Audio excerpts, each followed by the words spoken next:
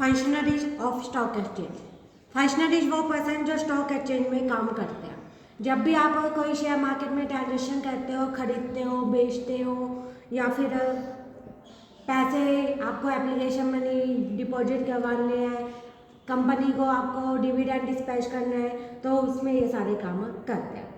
ये सारे सेबी द्वारा रजिस्टर्ड होते हैं। पीछे से जो मुझे ना सेबी द्वारा ये रजिस्टर्ड होते हैं। कौन कौन से पर्सन काम करते हैं इसमें? आपके ब्रोकर आते हैं, सब broker, underwriter, portfolio consultant, dealer, jobber, institutional investor, ये सारे स्टॉक एक्सचेंज के फंक्शन होते हैं। तो सबसे पहले है आपका ब्रोकर। ब्रोकर वो पर्सन होता है जो कंपनी और क्लाइंट के बीच में इंटरमीडिएटरी का काम करता है। क्लाइंट को कंपनी के शेयर खरीदने हैं, ब्रोकर से वो कॉन्टैक्ट करेगा, वो ये बताएगा कि वो कौन सी कंपनी में कितने प्राइस का कितना इन्वेस्टमेंट करना चाहता है। ब्रोकर एक कमीशन चार्ज करेगा और उसको उस कंपनी के शेयर वगैरह खरीद के देगा। ब्रोकर कमीशन जैसे काम करता है, जो भी पर्सन ब्रोकर का काम करेगा सबसे पहले वो सेबी द्वारा रजिस्टर्ड होना चाहिए, तब वो ब्रोकर का काम करता है। सेबी ये देखेगा कि वो रजिस्ट्रेशन करने के लायक है या नहीं, उसके अंदर क्वालिफिकेशन है या नहीं है, वो फीस पे करेगा या नहीं करेगा, और उसका स्टॉक मार्केट में काम करना, ब्रोकर के रूप में काम करना, इन्वेस्टर के हित में है या नहीं। उसके बाद वो उसे रजिस्ट्रेशन देता है और उसके बाद वो काम करता है। जब वो रजिस्टर्ड होगा तो रजिस्ट्रेशन फीस उसे पेड करनी पड़ेगी। वो फीस है 5,000 एक साल की, अगर उसका एनुअल टर्नओवर 1 करोड़ से कम है। अगर 1 करोड़ से ज़्यादा है तो 5,000 तो देने पड़ेंगे। उसके अलावा जितना ज़्यादा है उसका 0.01% और उसको देना पड़ेगा। अगर सेबी को कभी भी लगता है कि ब्रोकर है वो सही से काम नहीं कर रहा, सेबी के रूल्स है वो फॉलो नहीं कर रहा, तो ब्रोकर का रजिस्ट्रेशन कैंसिल कर देगा। क्या क्या काम किए जाते हैं ब्रोकर द्वारा? ब्रोकर है वो सिक्योरिटी ट्रांसफर करने में काम करता है, उनमें डील करता है। कौन सी सिक्योरिटी में? स्टॉक मार्केट की सारी सिक्योरिटी में, चाहे वो शेयर हो, चाहे डिबेंचर हो, चाहे गवर्नमेंट सिक्योरिटी हो, उनको अपनी सेफ कस्टडी में रखता है। मनी मार्केट में भी ऑपरेट करने का काम करता है। क्या क्या ड्यूटी बनती है ब्रोकर के अपने काम के प्रति? कुछ जनरल ड्यूटी है जो सभी ब्रोकर को फॉलो करनी पड़ती है।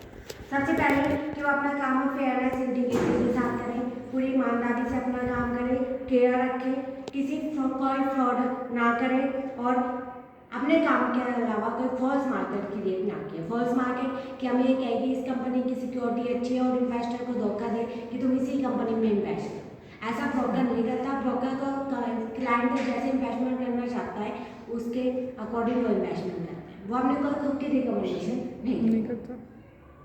जिस क्लाइंट के लिए वो काम कर रहा है, इन्वेस्टर के लिए काम कर रहा है, उस इन्वेस्टर के प्रति उसकी क्या ड्यूटी है? वो इन्वेस्टर के ब्याह पर उसे सिक्योरिटी परचेज करके दे रहा है, तो जिस कंपनी में जिस प्राइस पे वो खरीदना चाहता है उसमें वो एग्जीक्यूट करे, फेयर प्राइस को चार्ज करे। स्मॉल इन्वेस्टर कोई पर्सन होते हैं जो थोड़ा बहुत इन्वेस्ट करना चाहते हैं, क्या उसको कोई ब्रोकर मना कर दे कि मैं तेरा इन्वेस्टमेंट नहीं करूँगा? नहीं, स्मॉल इन्वेस्टर के साथ भी वो डील करे और उसे काम करने के लिए मना ना करते। जो उसने सिक्योरिटी उसको खरीद के दी, जैसे ही क्लाइंट ने उसे पेमेंट की वैसे ही वो उस पेमेंट को उस कंपनी के पास कर। ब्रोकर जब भी किसी क्लाइंट के साथ डील करता है तो वो क्लाइंट को कॉन्ट्रैक्ट नोट इश्यू करता है, जिसमें ये मेंशन होता है कि कौन सी सिक्योरिटी किस प्राइस पर वो उसे अवेलेबल करवाए, जो उसकी ट्रांजेक्शन का रिकॉर्ड होता है, वो कॉन्ट्रैक्ट नोट इश्यू करे। जब वो क्लाइंट के साथ डील कर रहे हैं तो क्लाइंट की कुछ पर्सनल इन्फॉर्मेशन, कॉन्फिडेंशियल इन्फॉर्मेशन भी उसके पास है, उसको वो डिस्क्लोज मार्केट में ना करे।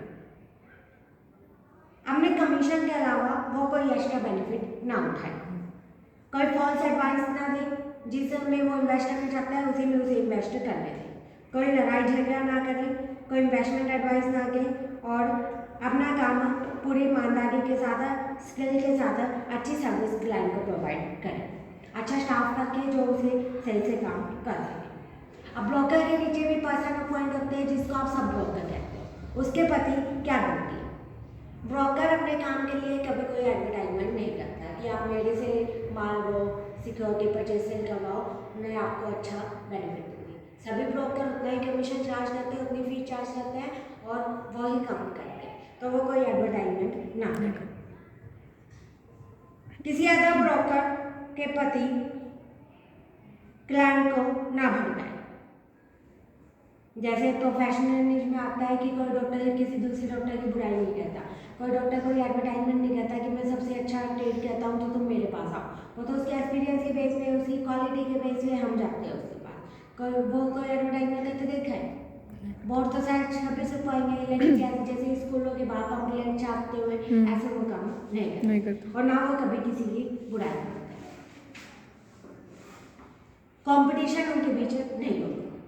प्रोफेशनलिज्म में सारी ड्यूटी वो अपनी पूरा करे, और कोई क्लाइंट है जिसका हमें पता है कि हमें पैसा नहीं देगा तो उसके साथ ट्रांजेक्शन ना करें। अब ब्रोकर है वो सेबी द्वारा रजिस्टर्ड है, तो सेबी के प्रति उसकी क्या ड्यूटी है? उसे हर साल अपनी फाइनेंशियल रिपोर्ट सेबी के पास सबमिट करवानी होती है, तो वो उसे टाइम पर सबमिट करवा दें। जो भी सेबी के रूल्स एंड रेगुलेशन है उसे फॉलो करें। सेंट्रल गवर्नमेंट के जो भी रूल्स है उसे फॉलो करें, और इन्वेस्टर की कोई भी शिकायतें आती है तो उसे सुलझाने का काम करें। सेकेंड फंक्शनलिज्म में है सब ब्रोकर। ये वो पर्सन है जो ब्रोकर के नीचे काम करते हैं। सब ब्रोकर है वो भी सेबी द्वारा रजिस्टर्ड होता है, उस स्टॉक एक्सचेंज के पास रजिस्टर होता है जिसका ब्रोकर वो मेंबर है। मान लो मैं आपके अंडर काम कर रही हूँ, तो आप जिसके पास रजिस्टर्ड हो, आप वो सब ब्रोकर भी उसी के पास रजिस्टर्ड हो। मम्मी सब ब्रोकर और ब्रोकर में क्या डिफरेंस है? ब्रोकर के पास है, ब्रोकर है वो डायरेक्ट डील करता है कंपनी से, लेकिन ब्रोकर के पास है वो बहुत सारा काम आ गया है कि वो सबका सिक्योरिटी परचेज सेल नहीं कर सकता, तो वो अपने नीचे एक पर्सन अपॉइंट करेगा जिसे सब ब्रोकर देंगे। अब वो सब ब्रोकर का कॉन्ट्रैक्ट कंपनी के साथ नहीं है, उसका कॉन्ट्रैक्ट है ब्रोकर के साथ। तो वो उसके बिहाफ पर उसके अंडर काम करके उसे कंपनी की सिक्योरिटी परचेज सेल करके क्लाइंट को देगा। तो एज एजेंट ब्रोकर के एजेंट के रूप में काम है, जबकि ब्रोकर है वो डायरेक्ट डील करता है। ये भी सेबी द्वारा रजिस्टर्ड होता है। रजिस्ट्रेशन के लिए फीस ब्रोकर और सब ब्रोकर के बीच एग्रीमेंट होता है।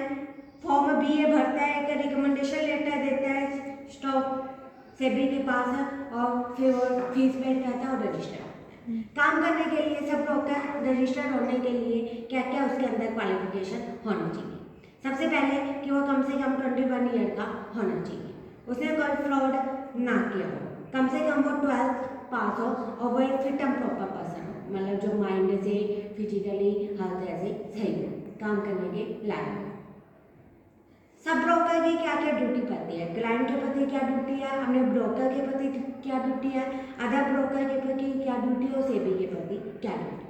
सबसे पहले क्लाइंट के प्रति, जिस क्लाइंट की सिक्योरिटी के लिए वो डील कर रहा है उसका बहुत सारे आएंगे कि वो अपना काम ईमानदारी के साथ करे, केयर के साथ करे, क्लाइंट को सिक्योरिटी मार्केट प्राइस पर अवेलेबल करवाए, टाइम पर उन्हें सिक्योरिटी डिलीवर करें,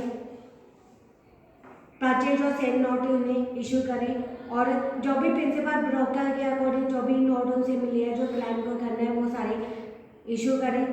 जैसे एक क्लाइंट है, इसने एग्जाम्पल दिया, एक क्लाइंट नाम है, उसने ऑर्डर दिया 1000 शेयर का। अनदर कस्टमर श्याम है जिसने 1000 शेयर सेल किए।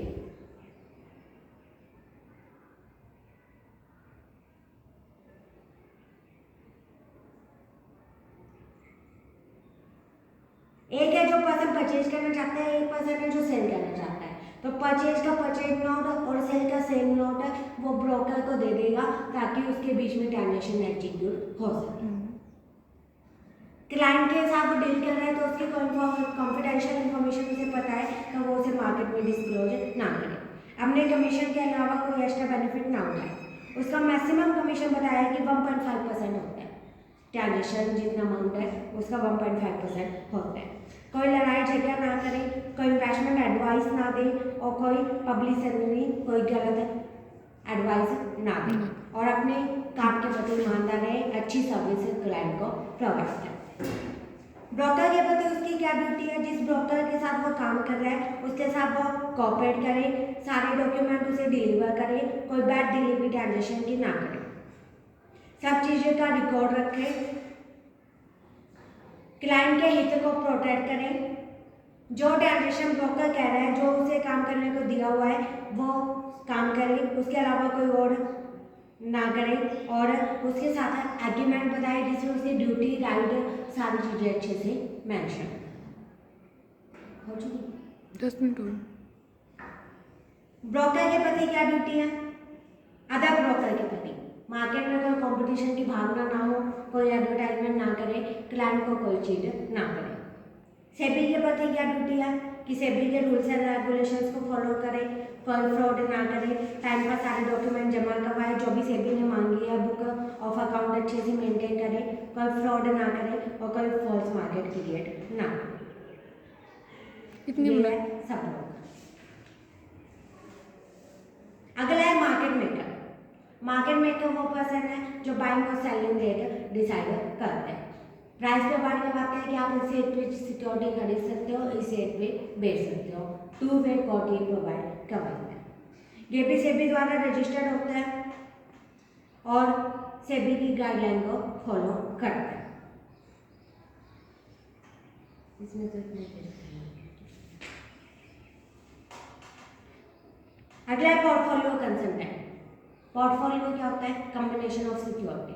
कंसल्टेंट वो एडवाइस देने का काम करता है कि आप अननोन पर्सन हो, आपको पता नहीं है कौन सी कंपनी किस पोजीशन पे चल रही है, आप उसके पास जाओगे और ये बताओगे कि मुझे इतना इन्वेस्टमेंट करना है और इतना इसमें करना है, जैसे इक्विटी में करना है या डिवेंचर में करना है या म्यूचुअल फंड में करना है, इतना वो आपको पता आपकी क्या क्या प्रेफरेंस है, आपको मंथली पेमेंट चाहिए या ईयरली चाहिए, उसके अकॉर्डिंग वो आपकी सारी बातें देखेगा और जो भी इन्वेस्टमेंट आपको फिट बैठेगा, आपके रिस्क को देख के, रिटर्न को देखते, टाइम पीरियड को देख के, कॉस्ट को देखते हुए वो आपको बताएगा कि आप इस कंपनी में इन्वेस्ट करो, बीच में अपना फीस चार्ज करेगा। तो आपने अब जैसे आप जाते हो एजुकेशनल कंसल्टेंट होते हैं, आपको पता नहीं आपको क्या करना है, तो आप उनके पास से जाते हो और आप बताते हो कि मेरे सब्जेक्ट में इतनी नॉलेज है, एक्स्ट्रा नॉलेज इतनी है और मैं इतनी फीस पेड कर सकती हूँ और आगे मेरा ये प्लान है, तो उसके अकॉर्डिंग वो आपको बताएगा कि आपको क्या करना चाहिए। MBA करनी चाहिए, CA करनी चाहिए, IAS करनी चाहिए, बैंक में जाना चाहिए, वो आपके इंटरेस्ट को देखते हुए बताएगा। ऐसे ही ये कंसल्टेंट का काम करते हैं और आपको ये बताते हैं कि आपको किधर इन्वेस्टमेंट करना है, आपके बिहाफ पर ये इन्वेस्टमेंट करेंगे या एडवाइस देंगे, एडवाइस देने की फीस चार्ज करेंगे। वो होता है पोर्टफोलियो कंसल्टेंट। ये भी सेबी द्वारा रजिस्टर्ड होते हैं, रजिस्ट्रेशन की फीस पेड करते हैं। हमें एडवाइस देने की फीस चार्ज करते हैं? फ्री में कौन फ्री में। एडवाइस देगा? अच्छी फीस होती है इनकी भी, क्योंकि आपको मार्केट की नॉलेज नहीं है, आपकी मजबूरी है कि आप डायरेक्ट इन्वेस्ट कैसे करोगे, वो डूबेगा, इससे अच्छा आप फीस चार्ज करके, फीस पेड करके फिर इन्वेस्ट करो। हमें इनकी नॉलेज से जरूरी थोड़ा ना बेनिफिट ही हो हमें। नहीं, बेनिफिट तो होता है, नहीं पता रहता है कि कौन सी कंपनी किस पोजीशन पे चल रही है, किसके डूबने के चांसेस है, तो वो आपको गलत रिकमेंडेशन नहीं देंगे। बाकी ये जो है ब्रोकर, अंडरराइटर, ये आपको रिकमेंडेशन को देते हैं, ये तो जितना आप कहोगे कि मेरे को इसमें इन्वेस्ट करना चाहिए, वो डूबने वाली हो तो भी आपको नहीं कहेंगे, वो तो इन्फॉर्मेशन भी नहीं बताएंगे, वो तो आपने कहा इसका खरीदना है तो उसमें आपको खरीद के दे देंगे। हाँ, बाकी एडवाइस देने का काम नहीं करते कंसल्टेंट। ऐसे तो कैंडिडेटिंग है, वो क्या कहती है, रेट प्रोवाइड करवाते हैं कि कौन सी कंपनी किस पोजीशन पे चल रही है। एडवाइस तो कॉपी नहीं देती आपको, लेकिन रेट से आपको पता चल जाता है कि ये कंपनी A ग्रेड की है, D ग्रेड की है, आप उसके अकॉर्डिंग अंदाजा लगा सकते हो। लेकिन उसमें भी होता है, मान लो आपको D ग्रेड में ही इन्वेस्टमेंट करना है, आप D ग्रेड में करना चाहोगे, क्योंकि A ग्रेड की कंपनी की आपकी सिक्योरिटी आपको अवेलेबल भी नहीं होगी, 100 का शेयर है उसको 500 में अवेलेबल होगी, प्रीमियम पर इशू होते हैं उनमें। मान लो आपको 100 के शेयर 100 में ही इन्वेस्टमेंट करना है, जरूरी जैसे मान लो आपको आपकी मजबूरी है कि आपको इसी कॉलेज में करना है, तो ये कॉलेज B ग्रेड का हो या D ग्रेड का हो तो आप इसी में पढ़ोगे। फिर इनका वो क्या हुआ, कैंडिडेट ने भी तो ये काम किया हुआ, फिर इनका क्या अलग से फायदा हुआ, आप रेट भी दे सकते हो, फिर आप इनके पास क्यों गए? D रेटिंग की भी बहुत सारी कंपनी होगी, कोई किस अब जैसे आप ये मान लो आप कपड़े खरीदते हो या कहीं एडमिशन लेते हो तो आप BG के जाके पूछ के नहीं आते कि कहाँ आपको ज़्यादा बेनिफिट लगता है। वही वाली बात है कि आप BG का पूछोगे, इससे अच्छा इनकम कंसल्टेंट के बारे में पास चल जाओ और वो आपको बता देंगे कि हाँ लेना है। इनके पास सारे डाटा है, रिकॉर्ड है, डे टू डे ये चेक करते रहते हैं और इनकी एडवाइस फायदेमंद है। हमें खुद को नहीं पता होता कि हमें क्या करना है।